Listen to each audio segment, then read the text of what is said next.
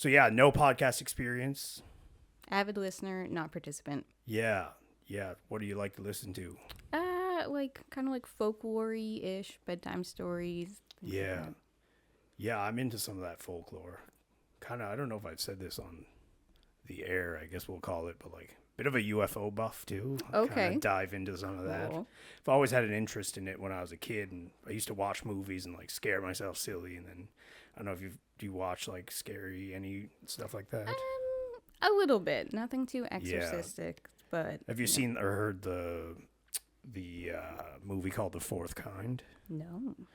So that's kind of like there's like different levels, I guess, in UFO contact, and the fourth kind is when they actually like show up and they're like, hey, we're kind of abduction type stuff. So there's this movie. It was supposedly based on true events, but it was out in somewhere out in Alaska, like very remote. And when people thought they were having these like encounters, they'd see this owl in their window. And when I grew up, my bed was like right kind of adjacent to the window, so I could kind of see between the blind and the window.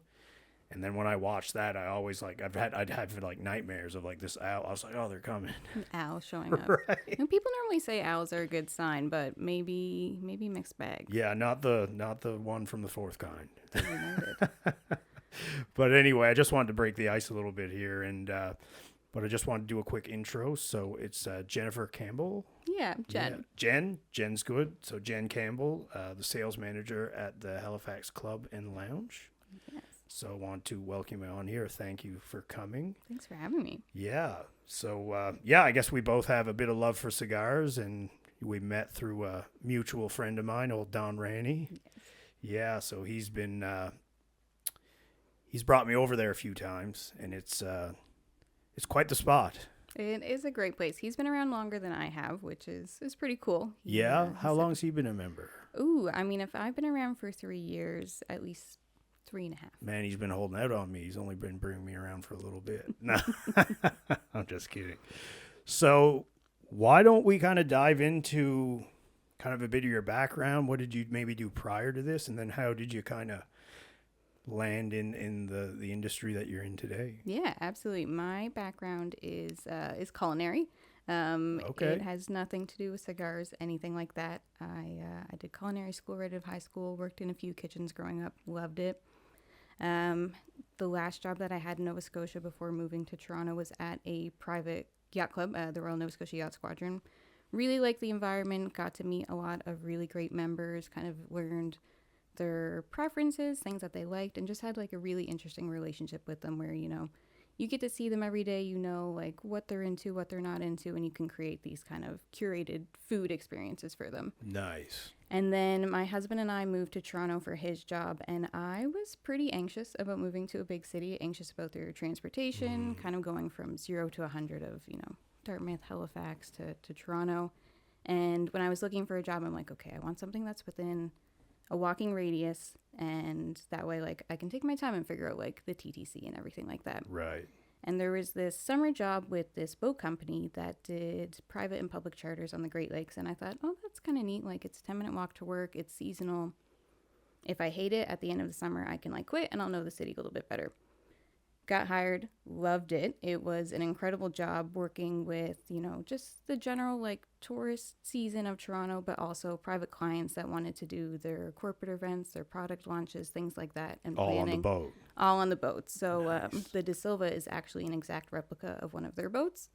Here, the one we have here. Yeah, okay. So they used to be involved with the company, and the guy was like, this is a cool boat. I'm going to bring it to Halifax, and commissioned it. So they are side-by-side twins, but the one in Toronto is the original. Okay. And that kind of sparked my realization of like, I love working with people. Like, cooking is great, but like people are what I'm passionate about. Having those custom interactions, being able to just make somebody's day and totally change their experience. Like, customer service is such an easy job, but it's so hard to find people that are actually like invested in it. the experience. Yeah. And it's so simple to just like completely turn someone's day around and offer them a great interaction. So that kind of sparked my people interest. And then, jump forward a few years, We moved to Vancouver, and then we decided... Oh, you've been all across the country. country. We've been all across. It's our cats have seen a lot of the world. Okay. There are a lot of Canada. Went to Vancouver, decided we wanted to move back home, and there was a job posting at the Halifax Club for an events coordinator, and it ticked all the boxes. It was perfect. Nice. I shot my shot, and I didn't get it. You didn't get it first? I did not get the job. Megan, our general manager, got the events manager job. She is fantastic at it. She is great with the wedding clients. She's a great general manager, but I didn't get it. But the head chef reached out to me at the time, the executive chef, and he said, you know, like, I have this position in the kitchen. I think you'd be a really great fit. Like, are you interested? In my mind, I'm like, no. You were done with the culinary stuff? Done with it. I like the family life balance of working a more traditional job. Weekends off, could spend time with my family. You guys got kids? Not yet. Not yet. Just cats. Yeah. We just got dogs, so I get it. They, and he's like really persistent, messaging me. I'm like, well, I don't really have a plan for when we get back home. Like, I'll give it a whirl. I'll do it for a couple of months. Yeah, nothing's forever. And then I'll go from there. But like, at least it's a job when we like land back home. Love the club. Love the environment, you know, working with members again, getting to have those created experiences. And then, so that was almost 3 years ago. And there was a bit of an overhaul in our management system. Megan graduated from events. She became the general manager. And there was a big gap in the member services role. Okay. No one was really dedicated to onboarding new members, giving tours, anything like that. And it's like, well, you know, I'm going to have that background. Like, I really like people. Been a little squirrely in the kitchen for a little bit, and that was that transition. So we have the 2 separate membership clubs, the Halifax Club and the Cigar Lounge. And then there was a bit of a gap in the Cigar Shop, too, where it's like, you know, this isn't really, like, no one's dedicated to it. We have someone working there, but, like, they're not into cigars. And, like, Jen, you do the Cigar Lounge. Like, why don't you do the Cigar Shop, too? And now I do, and I love both of them. They are kind of my favorite spots in the club to be, you know. That's awesome. Yeah. That's quite a story. So, any experience in cigars or anything like that prior to taking it on? You know, 18 in Cuba, smoking a pack of Cohiba cigarettes. Yeah. I mean, we've all been there. Everybody's first time experience with a cigar. And then my husband is into them. You know, every kind of special occasion, he would have like a Romeo and Juliet or something his parents would bring back when they go to Cuba. Yeah. And that was pretty much it. Yeah, I mean, for me too. I mean, classic, you know, the way you get into it.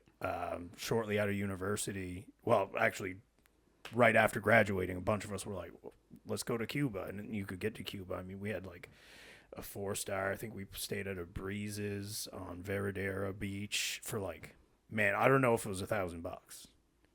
And it was a good time to be alive. It was a good time to be alive. And we had a great time. And obviously you're in Cuba and you can smoke on the resort. Like, it was very relaxed.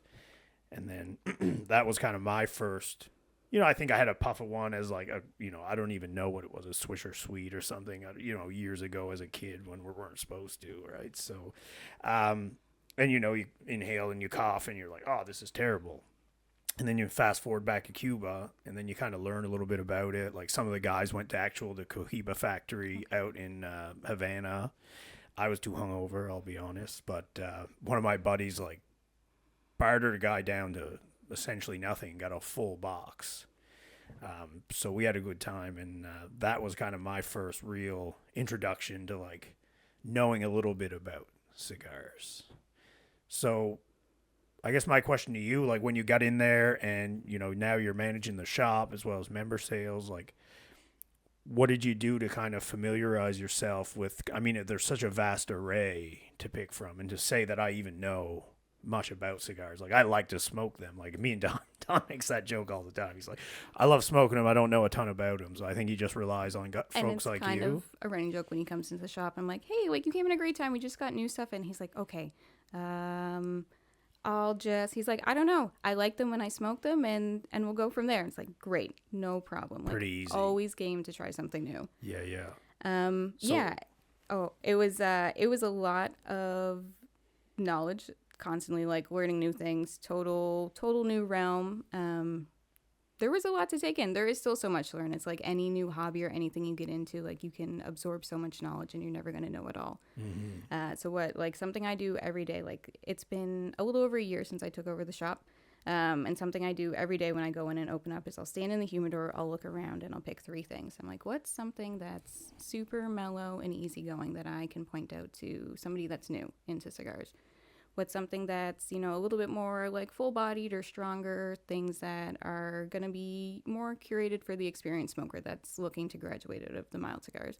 What's something that just like interests me? Like what has a cool backstory to it? What has a unique like creation process? What's the story behind the label that I could just talk about with customers? And I would do that every day for, I still do it now, and it's great where we have new staff in the shop to kind of help them learn more things too, where they're starting from zero. But you can just like focus on these 3 things. They're at the front of your mind. And then every day it's like, okay, like I'm just like building my knowledge bit by bit by bit. Like I definitely do not know everything. I know the surface level tip of the iceberg, but it's like where I started and where I'm at now is exponential, but there's a lot to learn still. Yeah, no, I bet. And, I'm not like heavy into them, but I do like a cigar a week or, it takes time too. So sometimes you gotta find an hour or 2 to sit there and enjoy it because you don't want to, like I picked up a few cigars from you guys there. I forget, I can't even see the name there, but I'll just grab one. Like, to smoke something like this. You're going to sit with it for a minute. It's going to take a couple hours, Yeah, I bought a few for some... actually have something for you. Oh, wow. Well, it's like Christmas. When in Rome, when chatting about cigars, it seems so proper to bring some. Was this the short Partega that they were talking about? It's not the one we have in the shop right now, but these are from my humidor at home, but a little old world, new world action. Oh, wow. Partega's good. Or Partegas? Partegas. In my mind, it's Partega, but people say everything different, and close. I have no idea. You'll watch YouTube videos because I'm like, I don't know how to say half these names, and I think like, okay, this is it, and then I'll watch another video, and people will talk about it, and they say something totally different. But as long as I know what you're talking about, you know what I'm talking about, it's all gonna smoke the same. Yeah, well, it looks like I don't need as much time. I think I could do the little one in like an hour. You could probably, yeah. Yeah. So tell me, like, how do you guys, like, obviously there's a ton of red tape around tobacco and tobacco products. And, I know one time I come into the shop, I was like, oh, maybe I'll get, like, I just closed the place. I was like, maybe I'll get, like, a Cuban and, like, really celebrate this one. And usually I go in and it's, like, full stock. This was, like, last summer. And I come in and I was like, I looked around, there was, like, I say 2, but there's a few more cigars than that. But that humidor is quite sizable. And I was like, oh, what happened? And I thought it was just maybe a supply chain issue. And you're like, no, a bunch of cruise ships, a bunch of Americans come. They thought it was like, sale on Cubans, and they just cleaned you out. This time of year is wild in the shop. Like we have, I think, 242 cruise ships coming in from the beginning of April till the beginning of November. And most of them are September and October. Like 70% of them are in those 2 months, and they go crazy for Cubans, which, they can't get them back home. It's this rare and exotic thing for them. But COVID really took a huge hit on all of the brand supplies. They had all these reserves of things built up, tobacco they've been aging for years, fermenting, having it properly, just, waiting to release in like its average time. And then for some reason, COVID was a huge cigar boom for like everybody. People got into it, sales went crazy. And it just absolutely depleted all of these like reserves that they had. So right, all the supply chain issues. Just between like shipping, getting things out, everyone ordering everything at once, and then, just the absolute demand of it has completely depleted so much that used to be readily available. And then Cuba too is, there's Cuban cigars, which are your old world, and then your new world is going to be like Nicaraguan, Dominican, Honduran, all those other countries.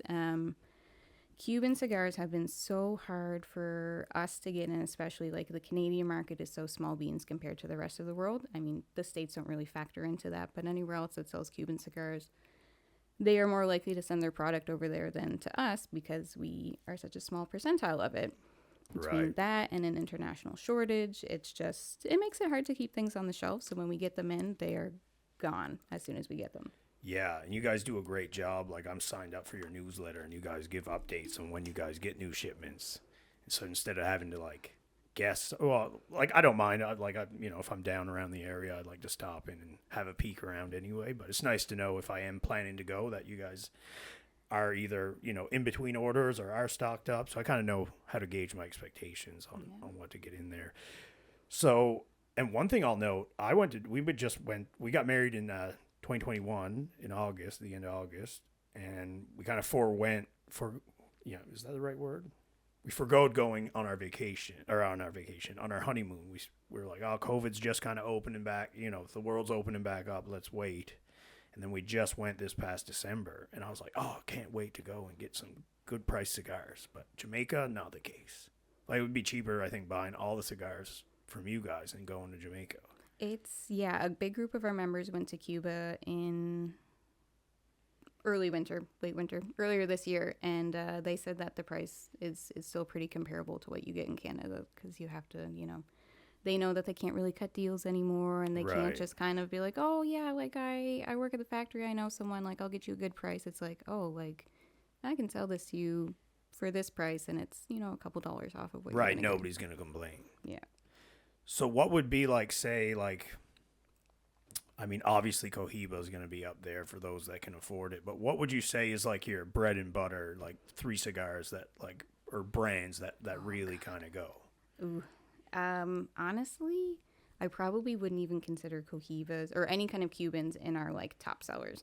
Because they're just too far out of reach. In terms of, not out of reach, but the price point's a bit too premium. It's interesting, like this time of year or tourist season. Tourist season makes up 46% of our annual sales, but then the rest of the year, it is our local customers. And they aren't really fussed about Cubans. They are super into the new worlds. They might pick up 1 or 2 every now and then, or at Christmas time, a special occasion, but they really focus on the Nicaraguans, the Dominicans, the Hondurans, which is great. They have definitely seen a huge uptick in the last few years, and they definitely deserve it. A lot more affordable options, really great options, and Cubans have been the gold standard for so long. And Cuban cigars are great, but I don't think that they are the end all be all that people think they are. One of our top seller is going to be this guy right here that you have, the Oliva Serie V Double Toro. That is our number one go-to. Yeah, you sold me on that pretty easy when I was in. It's a great cigar. You can sit with it, you can hang out, relax, really sink into it and enjoy it. It has fantastic flavors. It's not too strong. If you're kind of getting in there and you want something that's a little bit more robust but not too overwhelming, but it can also stand up to having a few beverages with it, and it's not going to overpower the other. Now, we're going to get into it in a little bit, but we'll touch on it now. Now, we just had an awesome event last week. We had a cigar and whiskey tasting that I attended, and it was great. I really enjoyed it. I unfortunately had to drive, so I was hoping a little bit more loose, but I still was responsible and made it home good and safe. But, obviously whiskey, great pairing. Are there any other preferences? I noticed you were also partaking. So do you regularly have the odd cigar with you? Is it husband? It was my husband, Ryan. We go up to the lounge probably, at least once a month, if not a little bit more frequently than that, depending on what's going on. For me, it's kind of the, to follow Biggie's 12 crack commandments, never get high on your own supply. Right. I find that if I'm Biggie. I'm if I can't tell that I have cigar breath, I'm probably smoking a little too frequently. That it's just I'm immune to it. So, kind of keep it so I can really enjoy it, and it doesn't become a routine thing for me. I find that works a little bit better, but we're probably up in the lounge every 3 weeks or so up there, or sometimes I just like to do work up in the lounge. I don't need to have a cigar. The company's great. The members are awesome. Just the vibe of the space on its own is super conductive for me. It's like a blast back in time, man. It's great. I really enjoy it. What would you be say your top pairings for you or your husband, or do you tend to gravitate towards the adult beverages? Usually we go for a little wobbly pop. Yeah. Scotch or whiskey is always fantastic. We did another event with Kurt, who hosted our event last week back in March, and we did Canadian whiskeys, and there was one, the Signal Hill whiskey, which is fantastic, has definitely become a new top rotation. Okay. That one goes really well with, I find, the type of cigars that I like, but also just a beer or coffee is good for me too. Something a little bit nuttier on it. Yeah. If I don't want to get too crazy and it's a weeknight or anything like that. good, easy, nutty beer or like a medium roast coffee for me is. Yeah, I'm glad you said that because as much as I was obviously at the whiskey tasting, drinking or drinking, I guess, and going out, yeah, is like kind of a thing of the past. But I still like to go out. I haven't phased it out completely. I don't know if I ever will. I kind of toy with the idea, but I'm just at the point where it's like I like to have a pint or two at dinner if we're out and it's hot, or like if we're at the lounge, nice whiskey is nice with a cigar. But one of my honestly like probably favorites is just like sitting out on my patio with a nice coffee. I haven't tried the morning. Kurt mentioned he likes to do the morning cigar, Yeah, which I'm I not think quite that's like a there little yet. hardcore, but like a nice evening coffee, maybe watch the sunset or a tea or something. I find really hits the bill for me. Yeah. So I know we talked a little bit about the shop. What about kind of the lounge? What is kind of the objective, in terms of the lounge for the members? Aside from the obvious, their ability to go up there and smoke, like what would the general use be in terms of like if you get a membership and you come up and. Yeah, it's a great networking spot. We have members that are kind of working in all different realms, different age demographics. We have, less female members than I'm hoping for, but it's slowly growing. There's a really good mix up there, but yeah, we have such a good mix of people that are in real estate or healthcare or like car services and construction and things like that. So if like you need something, there is always somebody in the lounge that can kind of like add their 2 cents of like experts education on it. And people are always constantly like, oh yeah, so and so helped me with this over the weekend, or like I called up whoever's business and they came out and did this. And it's just like a really really positive environment where they're always like supporting each other and building off each other and professional expansions too. It's a good group. Yeah, I mean, for the few times that I've been through, I mean, there is quite a walk of life that goes through there. Like, I met another, I wouldn't call myself, I guess I am, but I'm not like a famous YouTuber per se. I just, do this little podcast. But there's a fella there that you mentioned car services. Man, I forget his name. And his podcast, I wanted to subscribe, but he does like literally a podcast or a YouTube channel, sorry, more so on like, people that need help, like fixing their cars. And I don't think he does anything else right now, but I think that kind of has been like kind of supporting him, for some time. And he kind of just puts out so many videos a week. And yeah, it's quite a place. And it's kind of like you say, no matter what you're talking about, I feel like somebody's got a finger in there that knows what you're saying. And it's like I've known like a lot of the members like for the last year and a half or so, give or take, and every time I go up there, they'll like drop a little tidbit of information. I'm like, I didn't know you were in a band. I didn't know you did. And they're like, oh yeah, like I'm in 4 different bands. We do this. And it's like, what don't you guys do? They cover every possible mecca. Yeah. So in terms of like events, I was fortunate enough to partake in the last one. How many events do you guys typically have in-house? Is it something that's new? Is it something that you're looking to kind of increase over the years? Yeah, events are definitely new to the lounge. Kind of over, really since like the holidays have picked up. So far this year we had Grant Kennedy from the Bermuda Cigar Co. come in. He comes in and does live cigar rolling in the lounge. He came in last year as well, so he's been in twice now. Sits in the lounge, brings his own cigars, rolls them in front of everybody, just talks shop, and it is a really great time. So we started the year off with that. We went to a Super Bowl party. For May the 4th, the 25th anniversary of Phantom Menace, we did a little movie night up there. Oh, that's cool. Some themed cocktails, light side, dark side, light cigars, dark cigars. We've done a couple of pairings with Kurt, and then there's a few things on the books for later in the year. I don't want to spoil the pot just in case things don't totally come to fruition, but yeah, about every 6 weeks or so. This time of year is a little bit harder where everyone kind of dissipates for the summer and they do their own thing, but it should be good. I'm excited about it. Yeah, I mean, well, is there any chance of Kurt coming in person? I know he mentioned it before. I'm hoping. Yeah. The other gentleman that was there last week, Darren, he is long-haired fellow? No, that's one of our members. Okay. Darren would have been sitting beside Ryan and myself right in the middle, curly hair, glasses. Okay, yeah. He is the host of Horvath rep that I work with directly, so any questions, orders, things like that, he's kind of my go-to guy for it. And then Kurt is their brand ambassador, but like when I want to do events, pairings, things like that, or have any like kind of weird like questions about cigars or brands and things like that coming in, he's the guy for it. So, Darren is in town. He lives local to Nova Scotia. He's in Lance. So he's kind of our guy in the sky right now. But Kurt and I have been kind of like chatting about it, and he's been trying to push do an East Coast visit. But tobacconists in Atlantic Canada are so small beans that for them it's like, well, do we want to send you out there? There's this shop and there's that shop. And yeah, I know all too well that that feeling of, we'll call it insignificance. I used to do consumer goods for packaged goods. That was my previous life before real estate. I did 8.5 years with Unilever Canada. Okay.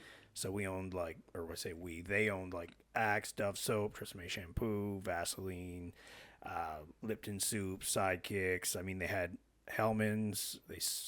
Do we still have Hellman's? They had Base Hell. They sold that. Ragu. Anyway, on the ice cream side, we had Ben & Jerry's, Breyers, Klondike, Popsicle. That was my main focus, was the gas convenience business, the distribution of the ice cream throughout all Atlantic Canada, and I represented the sales team, or led the sales team.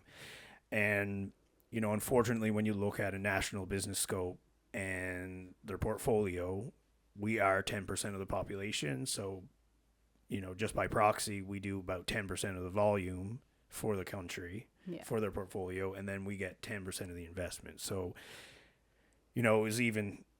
it was just tough to get any amount of buy-in for additional resources, for budget, to run programs, to grow, when they were like, well, you're only 10%.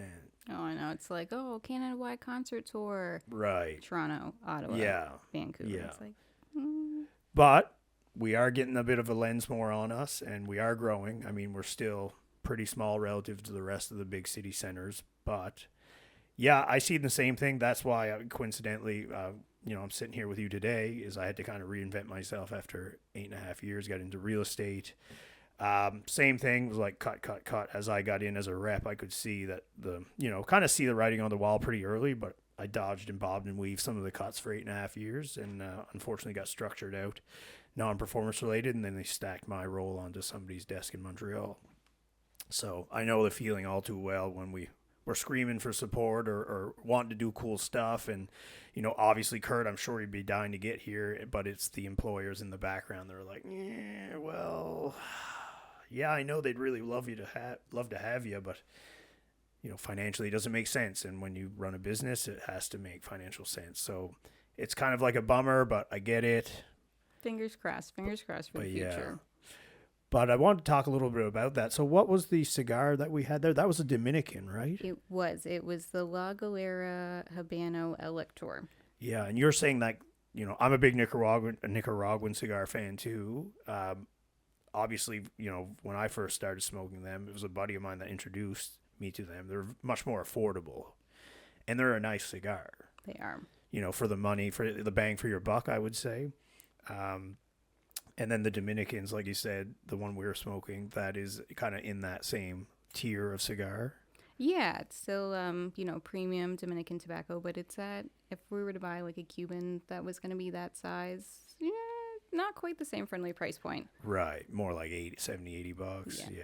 Upwards. Because I think this one was around 40. That one's 40, yeah. And the one that we had is typically $35 in shop. Yeah, which is, if you're only having, one a week, or, every couple weeks, or the odd occasion, then, that's pretty budget friendly on the pocket. Mm-hmm. And then we had, 6? No, 5. We did 5. Yeah, 5 scotches. Man, I wonder if my memory serves me. We had the Macallan 12. Yeah. We had the Dalwhinnie 15.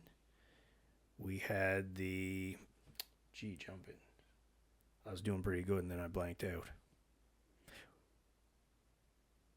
Do you recall the rest of them? We did, Macallan 12, Dalwhinnie, the Lagavulin 16. Lagavulin. Highland Park 15. Yes. And... Glenfiddich 12. Yes, the Glenfiddich 12. Which is definitely not the order we did them in. No, at all. It was Glenfiddich, Dalwhinnie. We did the Macallan, and then we did what was the one on the left? The Highland Park? Highland Park, yeah. And then we did the peaty one. The Lagavulin, yeah. Yeah. That was punchy. Yeah, it was. you know, I guess there's a point in, I don't know, a man's life where he's like, I'm going to drink scotch. I don't know. Like, it just kind of happened for me, right? And, I don't know, in my later 20s, maybe earlier 20s, I think I was like dabbling and for a bit. And then I kind of tucked it away because I was like, man, I'm trying my best here, but I'm having a hard go getting adapted. Because, you know, you go from drinking like in university or as a young guy, like mixed drinks and beer, and then, you know, you don't really, you know, you're shooting stuff straight, and that's like, you know, you're hacking it down. Like, no, I don't know how many people really enjoy it, but at least in the younger years, it was just more for effect. Yeah. Then migrating to like, you know, just having, you know, a drink, a neat, it's a different beast, because you hit all those like different flavor profiles. And I liked how Kurt was like, you know, I have some very fundamental, you know, I've been to wine tastings and stuff, but it's kind of silly. You smell, you take a little sip to kind of cleanse your palate, and then you kind of, you know, let that kind of do its thing. And then after that, you kind of take another little smell, and then take a nice drink, and you kind of let it roll around. And like, even for me, like the rolling around, like I can only roll it for so long. But yeah, I found it was like very interesting in like, even like the second or third drink, when you go back, it's even like you said, little notes of different things kind of pop up, and it's very different. What kind of whiskeys do you kind of gravitate to in general? I'm very much I'll drink it, and if I like it, then I like it, and if I don't, then you don't go back. I pawn that off on my husband. Yeah. Is he more like broad spectrum, like he can kind of handle different types? Or? Yeah, like he used to be really big into drinking like scotch and whiskey too, like, you know, early mid-20s. Right. And we've kind of like toned down from that. You know, the hangers have become a lot faster and easier.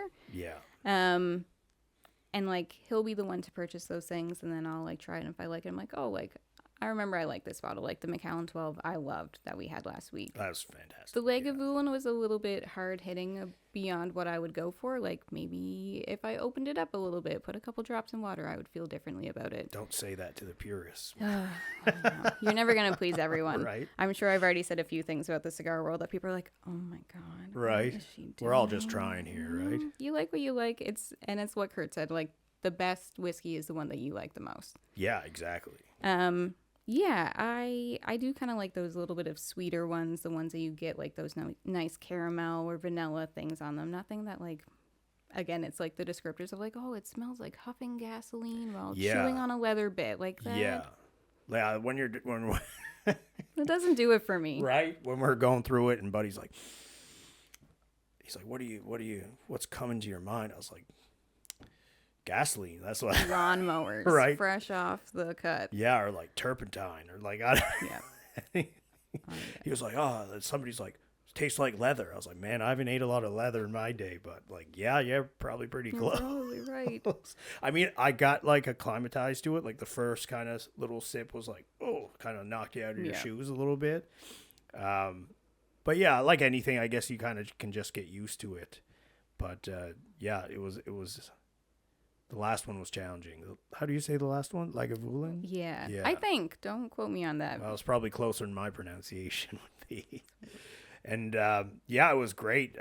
You know, even on Zoom, like he was very engaged, and you know, he's very passionate about what he does. You can definitely tell that. And what a job to have to be able to drink on the job too. Like he is an absolute wealth of knowledge. Like at Christmas time, he put out all these cocktail recipes to pair with different cigars, and a lot of them featured like Canadian spirits. But like, you know, festive themed cocktails, things that were like sweeter or shaken or stirred or whiskey based or this. And then they would go through the House of Horvath's portfolio and be like, you should pair it with this cigar. And it was great. Like having that and having him just like put those things out there. Like I made recipe cards and I put them up in the humidor next to those cigars, and people are like, oh, that's so cool. Like, can I take a picture of this? And it's like the little things like that he does. Yeah, I might have to pick your brain on that come the holiday season. I might do a little mail out kind of with my Christmas cards, and like it was really cool. And like just his like the Gentleman's Flavor blog is again a huge resource for me. The amount of time that I spend online just like reading Gentleman's Flavor, without the U, to appeal to, you know, the broader right, of course, broader audience. Yes. Yeah, I just spend so much time like reading and absorbing knowledge, whether it's from like Kurt's articles or other people. It is great. Yeah. And what have been some of the challenges, I guess, like operating, the store, the club?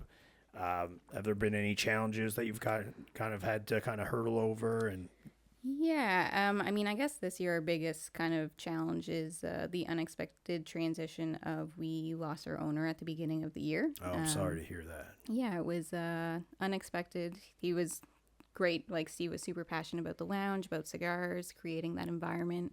So kind of navigating the business without him at the helm, there's a few extra steps for us to jump through. Right. Everyone is super eager about having, the club is obviously still the club, the lounge is still the lounge, the shop, but there's just a little bit more steps for us to go through, which, the members and everyone are super understanding about it, but then we have, customers or tourists, people that aren't familiar with our situation come in and be like, what's going on in here? Like, you guys, this is so small beans. So trying not to get like bogged down by the fact that we're getting back there. Like, we're getting back to a fully stocked humidor. We're doing everything we can. Like, business is still fantastic for us, but there's just more steps in it and running it. But everyone that comes in is super passionate and supportive and like happy to be there. But, there's just a little less selection until everything gets ironed out. Yeah. But besides that, tobacco tax and plain packaging is definitely the real kicker for not just us, but for everybody in the cigar game, Canada-wide. Yeah, because I noticed, like, when you take this one off, the actual label's underneath it, right? Yes, for that one, it is. Oh, that looks way nicer. It's like... Doesn't it? Yeah. Huge change in what the whole experience about shopping for cigars. And you come in and you're met with this wall of drab brown wrappers. It just, you're like, oh, like this should be such a visual thing. There should be beautiful boxes. You should be able to just like see things as they are, and you can't anymore.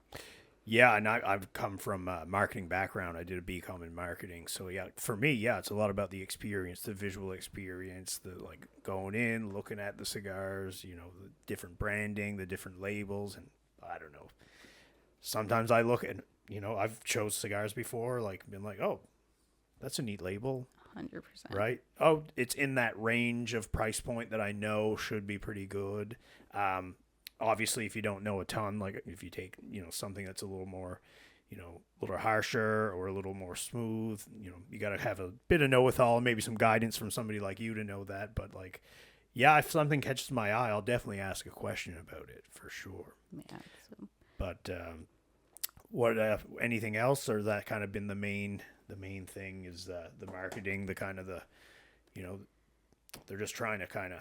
I feel like with that and alcohol, with all the taxes, they're almost trying to make it like almost unattainable. Yeah, like tobacco tax, Canada-wide, Nova Scotia especially, is crazy. Like we're almost at 97%, kind of. Oh, wow. In between that sweet spot of 96, 97. So if we buy a $10 cigar, it's really $19.70, and then there's sales tax on top of that.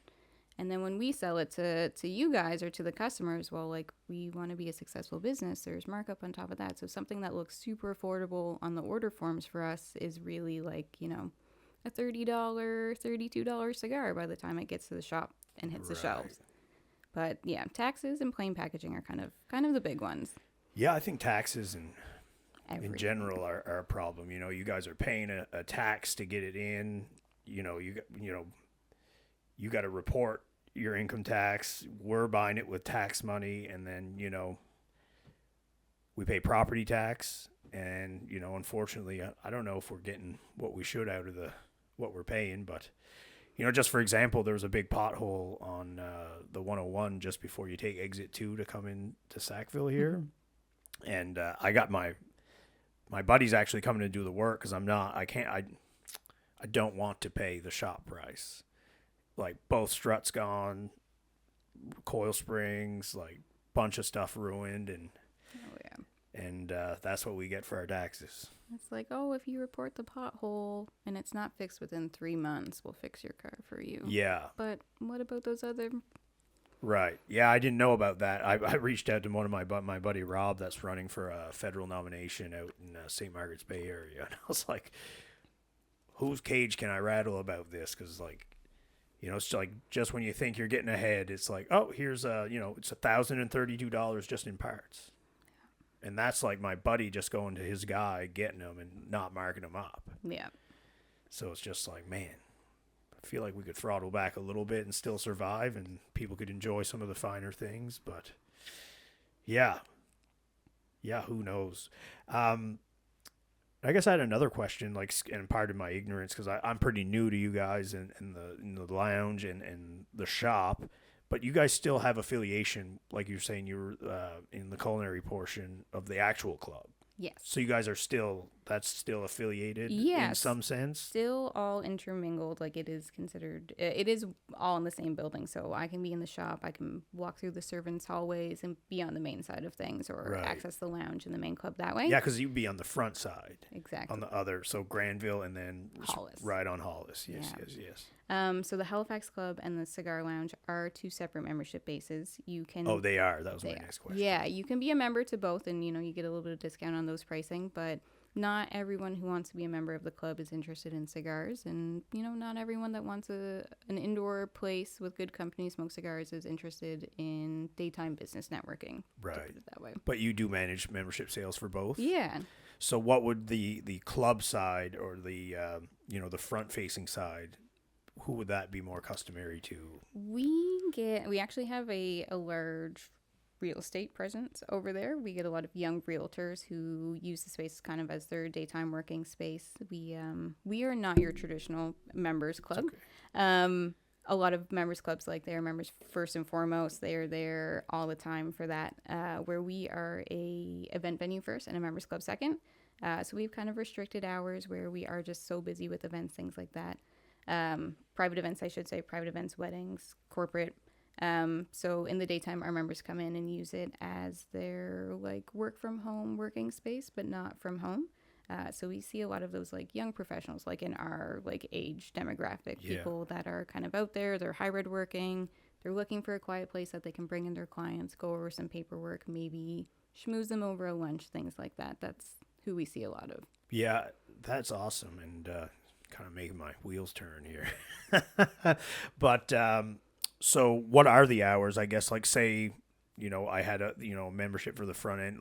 Is the kitchen always open? If you brought somebody through, is it more like lunch hours? Yeah, more lunch hours. So the club right now in the summer season, which is our busiest season for weddings, is Tuesday to Friday, 8 a.m. to 4 p.m. Food service is available from 9 until 3:30. But if members wanted to make a dinner reservation, have some people in later, we can do that for you. We just need advance notice so that we can schedule appropriately. Gotcha. Yeah.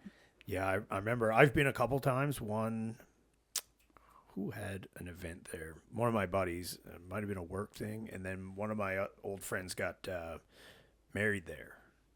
It is a beautiful spot for weddings. Yeah, it's cool. I mean, I love the old, I know we're going to have to make do and probably get rid of some of it with, the growing population and the expansion the cities need. And I think that's one thing people got to learn to let go a little bit of. But I mean, it'd be nice to keep some of the historic property and stuff, especially places like the Halifax Club, because, I just have a taste and a real liking for the architecture.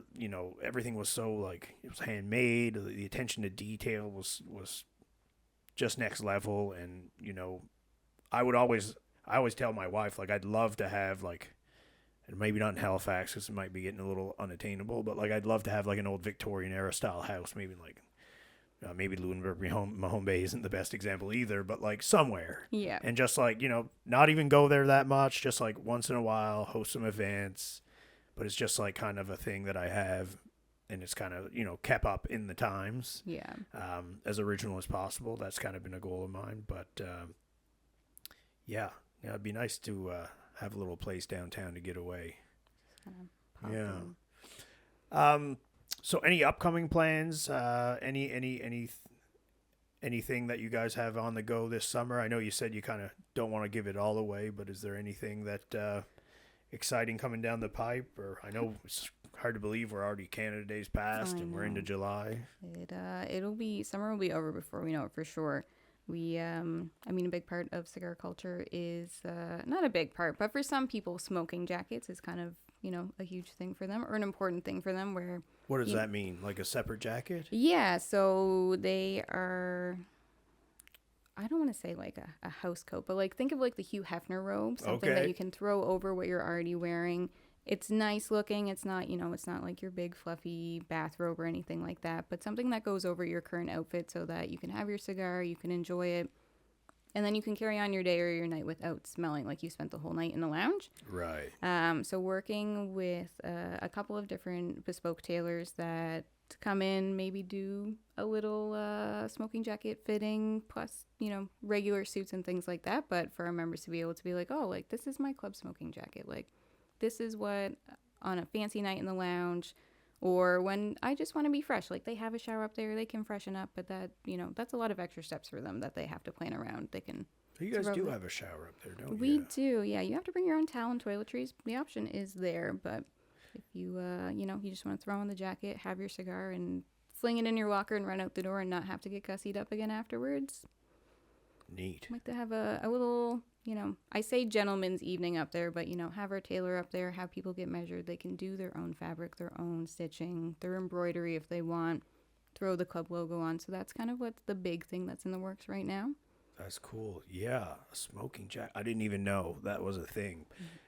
But I get it sometimes. Like I've showed up in a suit, like me and Don both, and like you say, a lot of realtors kind of hovering around. I've come in after a showing, like full suit, and I'm like, oh, okay, I guess I have to air this out for a bit.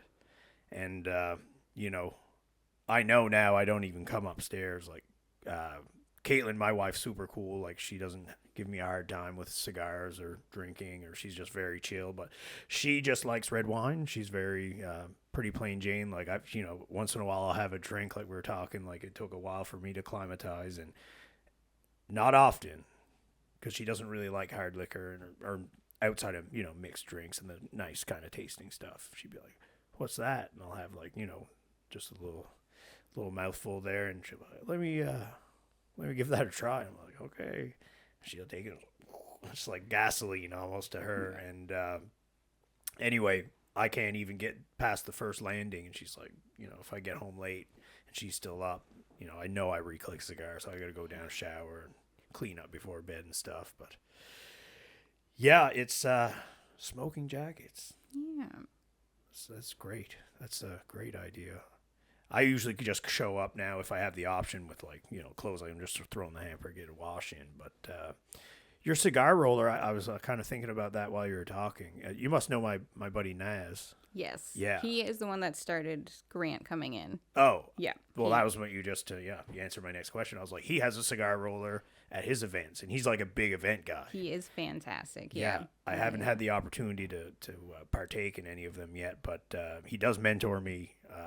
We have a meeting on Wednesdays, and when I joined Remax, I kind of come from another brokerage, and when you're first starting out in this racket, like it's kind of there's a lot of stuff, and didn't feel like I was quite getting it at my past brokerage. Maybe it was like throughout the pandemic, there was a lot of stuff going on, and things were just crazy. So, no digs, but and again, I was going through my own stuff, like losing a job. I had a dog that had cancer, passed away kind of suddenly, and it just wasn't a very motivating time. So when I moved to Remax, they really, I want to say, I don't know if, I guess I could say, like, they really took me under their wing. When I got in there, they were like, hey, what can we do for you? Do you need help? And I was like, honestly, guys, like, no goddamn idea what I'm doing here. I've been kind of spinning my wheels for a year, and I need support. So now it's like, cool, I can meet with you X time on Wednesdays. And I thought it was going to be like a one-time thing. And then it's kind of just been since I've been there. So, Naz is a good buddy of mine, and he's a great fella, a lot to learn from. And, I'd like to make it to a point where I'd have that cigar roller at my events as well, right? Yeah. Because I think he's quite a premium guy to have, obviously, and your hand rolls them are all there right in front of you. He right? does. He comes in with a bunch already rolled, set, ready to buy, and then he'll roll a bunch while he's just talking with everyone. Everyone has their cigars. Sometimes they'll smoke some of his, but it is always a really great night. Yeah, and how does it work? Is it all is he hand rolling them? He'll like, oh my gosh, I can't even do it justice. He'll go through like all the steps where you have like your wrapper, your binder, your Oh, he filler, shows you the everything. whole thing. He does the whole thing. He Oh. just comes with like garbage bags full of tobacco, and then he has his mold. So he'll do all the steps, put them in the mold, let them press, let those hang out for like, an hour, While 2 he's hours. passing out the already rolled ones. Oh yeah. It's a really great time. I have to definitely thank Naz for bringing that into the lounge. Yeah, he's a good fellow. He's got great ideas too. Like some of his events that I've seen pictures of, it's just like, and I think a lot of people show up. Like he's got a lot of clients, and it's been great learning from him, and just a wealth of knowledge. And honestly, like I've seen a big uptick in my ability and skill set, and just the way I kind of manage my business now. It's been definitely a big props to him for having the patience with me, for sure. So He is super hospitable. Yeah. Well, I know you're a busy gal, and this is your admin day, and I got somewhere I got to jet to, but I really enjoyed having this conversation. It was great digging into cigars. You guys had an awesome event, and I'm gonna have to sign up for my full membership here shortly. You know where to find me. Right? Yeah, I'll definitely have to look you up. So. Thanks again for coming on. I'd love to have you on again when we have another cool event or something I partake in. Always looking to kind of support the things that I like and the people that are kind of involved. And you guys got a great little kind of niche there. I don't think there's anybody else doing it in Halifax, so you guys kind of got that kind of cornered in the market. So I hope it kind of stays that way. And hope you guys continue to grow and just like the rest of the city. Awesome. Thanks, Chris. All right. Well, thanks so much for coming out, Jen, and you have a great one.